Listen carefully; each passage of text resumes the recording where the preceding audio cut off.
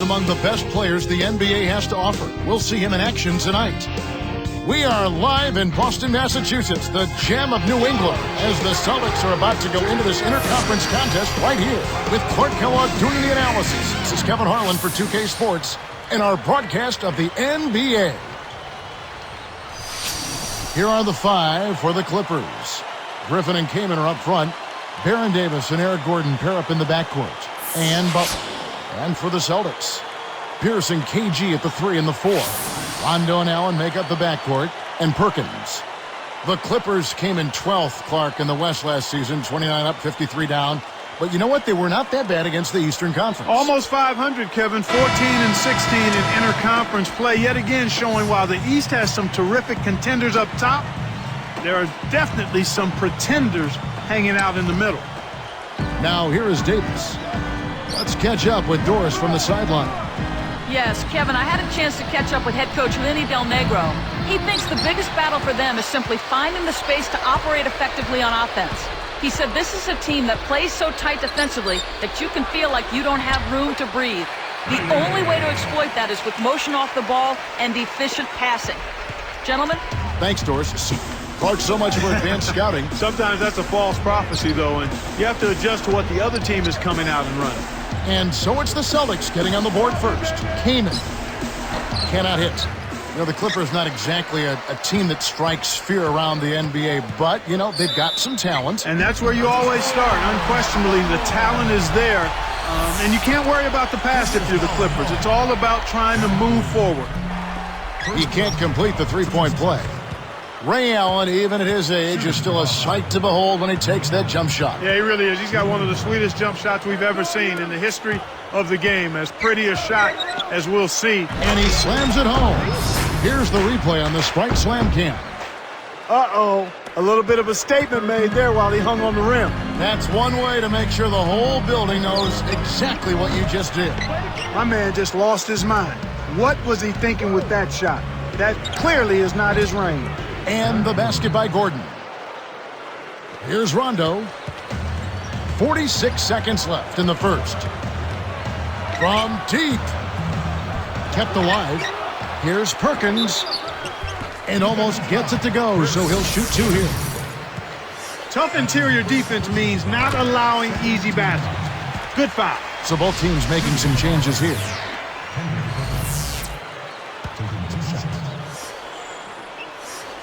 And good on the second, so he makes them both. Here's Bledsoe.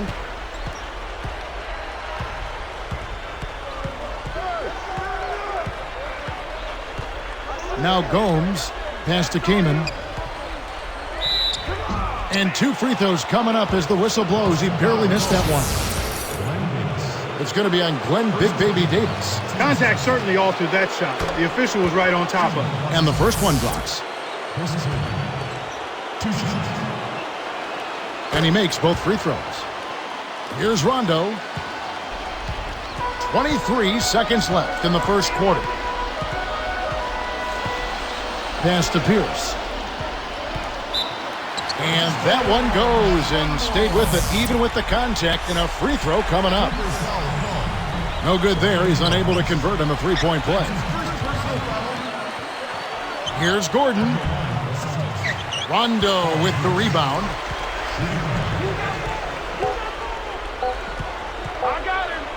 Good as it goes, and that's not going to go. Some great action here as the first quarter concludes.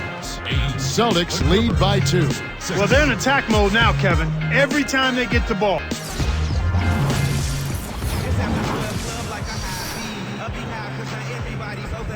And it's been a tight game as the second quarter gets going.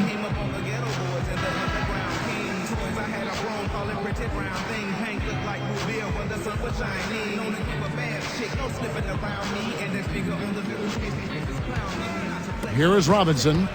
Probably the big surprise of the playoffs last year was how the Boston Celtics ended up really taking it to the Cavaliers. You know, Kevin, it went 6 games, but you could kind of tell that the Celtics were in full control of that. The Cavs never really seriously threatened. So with Rondo on the bench, here's the 5 for Doc Rivers right now. Ray Allen, Paul Pierce on the wings. Jermaine O'Neal out there at Glenn Davis and Robinson. Let's go to our great sideline reporter, Doris Burke, for an update. Doris? Well, guys, Shaquille O'Neal swears by a specialized mouthpiece he started wearing 2 seasons ago in Phoenix. It's designed to specially align the jaw, which is supposed to improve both your flexibility and your explosiveness. I don't know if it really works, but Shaq swears by it. Kevin, back to you.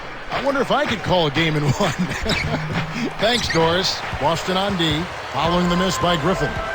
You know, Clark, just thinking back to that Cavs-Celtics series for just a second, Rondo was absolutely huge for them. Do you think that's when it became apparent that this is his team going on?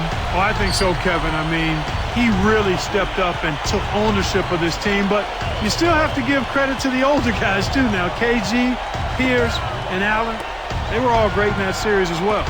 And it's Foy missing. They're showing a slight advantage on the boards in this one to this point, Kevin. Robinson kicks to Pierce. And that's good. Robinson picking up the assist. Pierce has got 10 points in the game. And the Clippers decide to take their first time out here.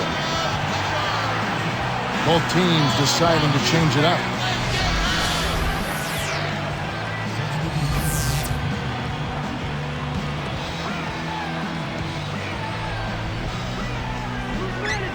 Here's Jordan. Pass to Davis. Here's Gordon. And that one falls, coming off of Davis's feed. Gordon's got his 3rd basket of the night right there.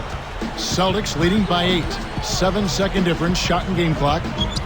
Robinson misses. Tough D forces him to miss it at the rim. You won't see that very often. And Allen picks him up defensively.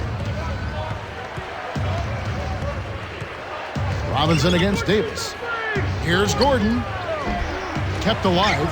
Here's Griffin. Excellent D there from Garnett. He's not giving an inch on defense. He really bothered that shot. He gets it up. What a big-time shot to beat the buzzer. You got to be cool and confident to hit a shot like that. He is, and he delivered. And the first half is now in the books. Paul.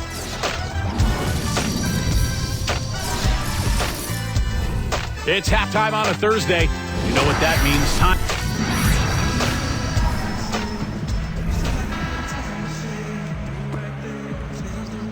And now the third quarter about to begin.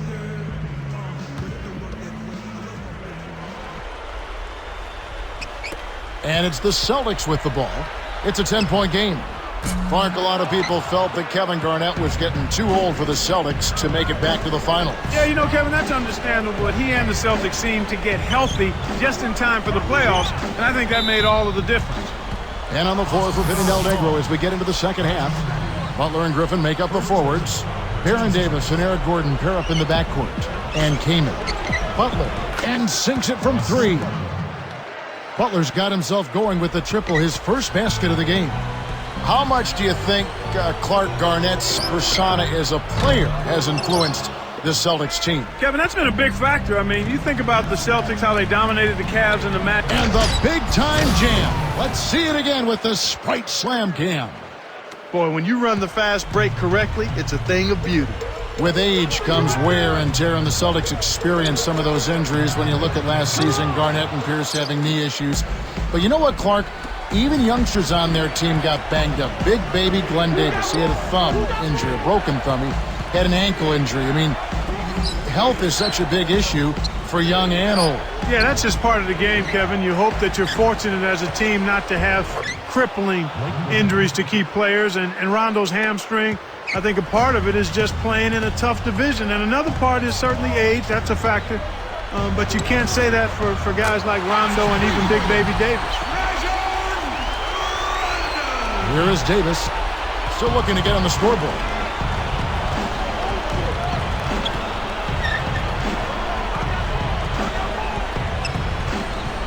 Pass to Kaman. Takes it up. That's in there. Davis with the assist. They're on track here in the second half after their less than impressive first half. I mean, I think they came out with some tired legs to start, but they've turned it around. They found some energy, and they look a lot more active and engaged. Rondo's shot is good. You can really see that his confidence is at a high level here in this half. He didn't have a 3 in the first. And here's Gordon. He's got 8. Pass to Kaman. over Perkins. And it's Kamen missing. You got to expect more out of him here. He's had a lot of difficulty this quarter, which in turn is making it difficult for them to cut into this deficit at all. And the third quarter is over, and a good finish looks to be in store for all of us. While we're still getting underway here in the fourth, let's go down to Doris Burke, who has our Sprite Spark of the Game report. Doris? Kevin, for that great stretch the Celtics put together, they get the Sprite Spark Award. They jumped out early with a big run in the first period, and they've protected that lead since, guys. Great, Doris. That big scoring run being a difference maker, Clark, in this game. Well, it often comes in spurts, Kevin. Spurtability is what I call it, and that's what happened today. Garnett and Perkins in the middle. Rajon Rondo is up there with Nate Robinson and Wafer. That's who's in the game for the Celtics. Here's Gomes. Kept alive. Kamen passes to Davis.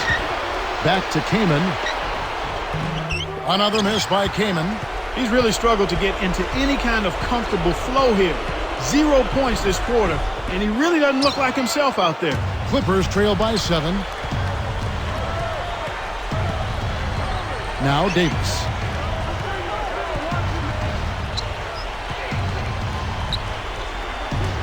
Kamen backing down.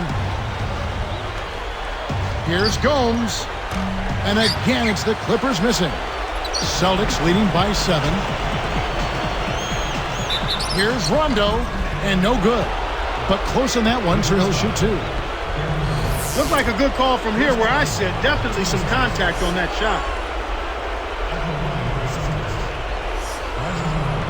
Off on the first.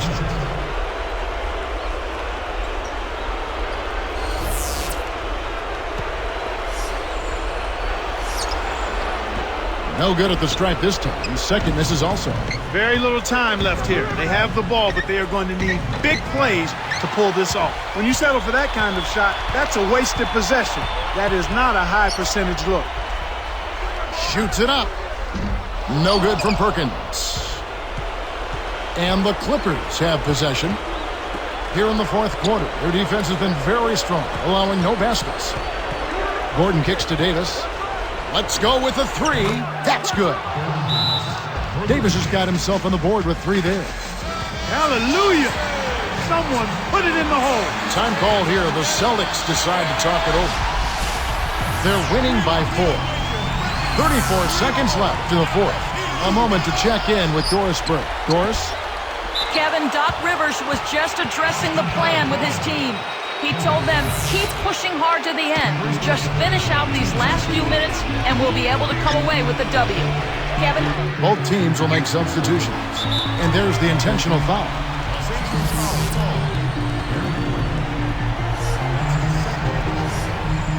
Sinks the first one, and that puts them up by 5. Perfect from the line, and it's a 6-point ball game. Clutch free throws there. He drained them all to raise the lead. And the Clippers call time here. They're losing by 6. 23 seconds left in the game. Clark, what are your thoughts? You have to be impressed by their tenacity. Still fighting, but the odds are definitely not in their favor. They need to hit a quick shot here, preferably a 3, and then foul. This is what happens when the defense lags. Wrong guy to give an opening to. And the turnover by Boston. Sometimes you just don't connect. They can't dwell on it. They've got to move on and just D up and get it back.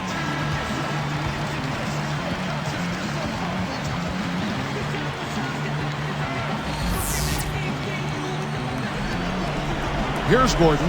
Off the inbound pass. It's rebounded by Kevin Garnett. And there's the whistle as they commit the intentional foul. That's exactly what they need to do to stretch out this game. Smart foul there. No good on the first.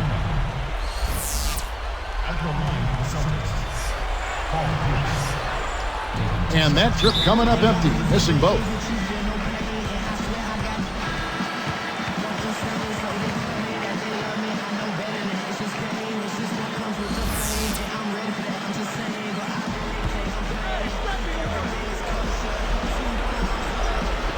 Los Angeles calls timeout. They trail by 4. 6 seconds left to the fourth. Now Griffin. And so it's Boston scraping by with the win. It was tight, but they managed to come up with the win. You know, nobody wants to lose a close game, Kevin. It's much better to win those tight ones. And that about wraps it up for Clark Kellogg and Doris Burke. This is Kevin Harlan thanking you for watching the NBA, presented by 2K Sports. And now, Jordan Brand presents our player of the game, Rajon Rondo.